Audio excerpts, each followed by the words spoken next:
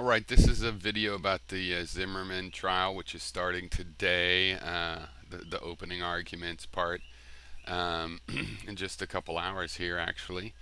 And 2.5, I guess, is that right? That'd be 3. Yeah, I think at 9 o'clock Florida time.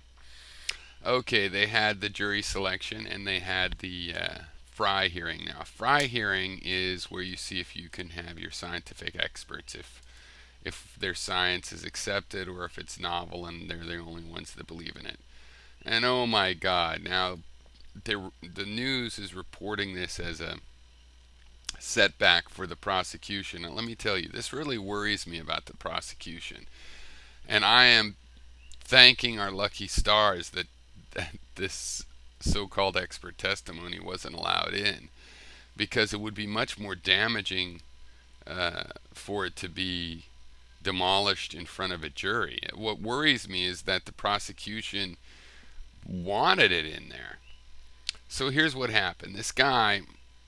One guy just listened and said, I can tell.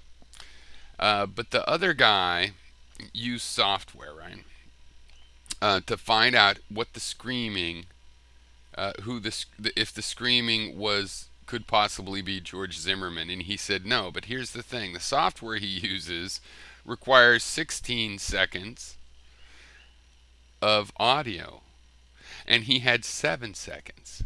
So he just put the audio, repeated it in one file, and made the 7 seconds repeated, and put it in, and it said it can't be George Zimmerman. It doesn't work like that. Oh, I'm so glad this didn't go in front of a jury.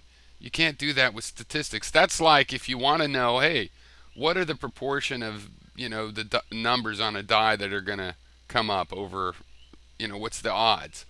If I roll 1,000, what's it going to be? A sixth each. We know that, and you can kind of figure out and predict that. But if you were going to try it and you rolled twice, you go, well, I rolled twice. I got a 6 and a 4. It's not 50% of the time 6 and 50%. You got to roll more times. So what this guy did is said, no, I don't need to roll more times. I'll just take the 2 rolls I got and I'll repeat them 1,000 times. You're just magnifying the fact that you don't have enough information. You cannot make the match because when you do that, you do not reduce the signal to noise. Oh, and yet you introduce something that doesn't look like noise. In other words, you produce a false signal. Oh.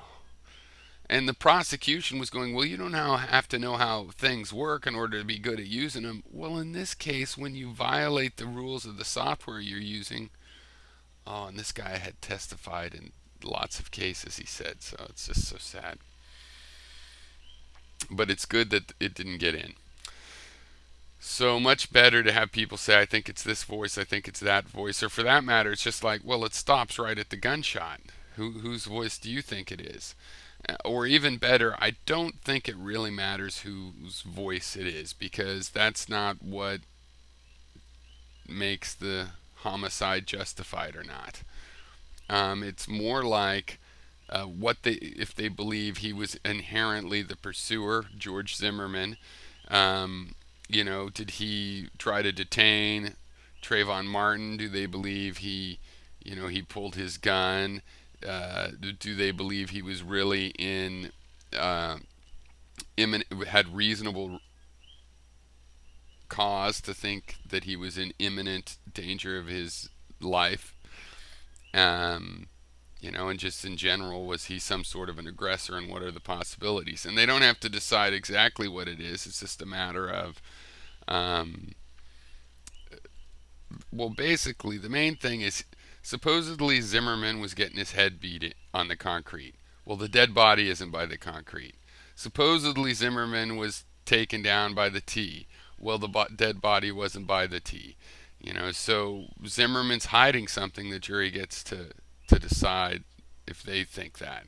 I certainly wouldn't be a good juror at this point, but they supposedly get to decide that from scratch now. All right.